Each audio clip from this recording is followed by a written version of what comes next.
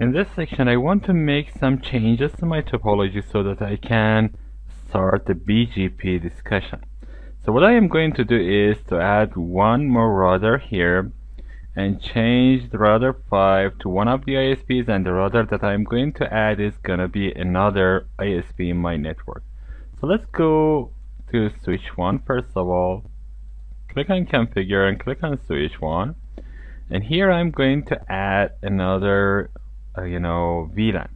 The VLAN is going to be the VLAN between router 4 and the new ISP, because router 4 is going to connect to one of my ISPs. So I am going to name that VLAN for example 48, okay, and the first port is going to be 48.1. So I have VLAN 48 added, 48.2, and that's it. I can add one more. Okay, now I want to add a VLAN between router 3 and router 5, and I have it already, so I don't need to change it. Just I will change the router 5's implementation. That's okay. So click on OK and rename the router 5 to ISP 2, for example.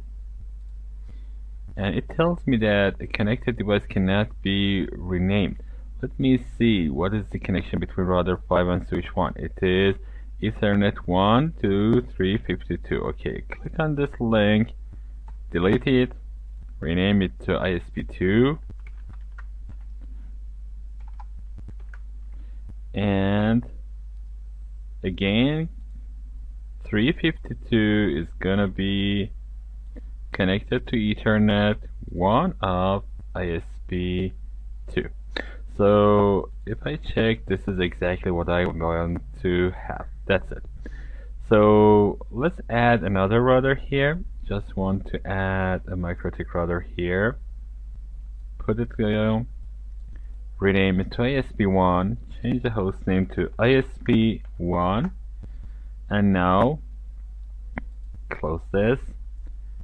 Add this ISP to, for example, Ethernet 0 of this to 481. That's it.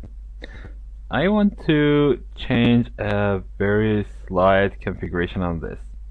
I want to add a link to router 4, for example, Ethernet 1 of router 4, and connect it to 482. And I want to remove the connection between this cloud. Actually, I want to add another cloud. Let me open this and add a cloud here. And this is going to be connected to loopback 3.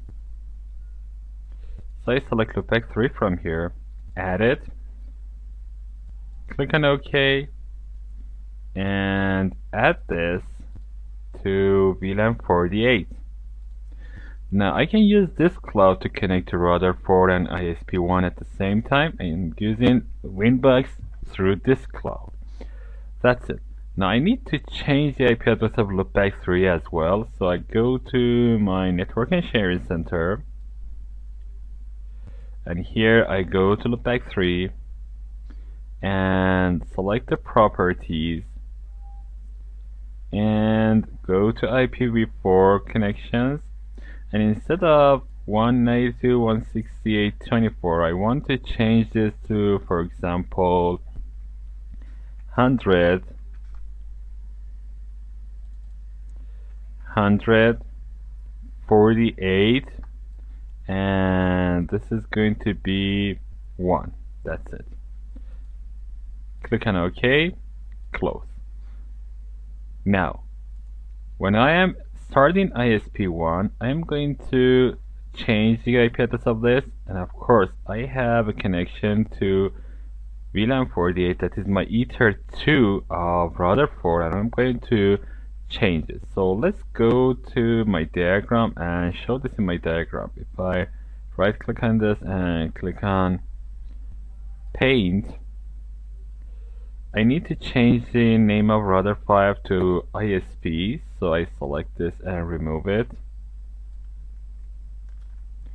And change the name to ISP 2 and select the color to be like this. And I want to add another router here, so I select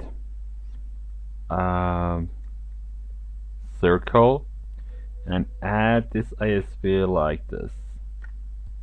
Put it up a little bit and add a name for that. That's gonna be ISP1. Okay. Now I want to show you the connections.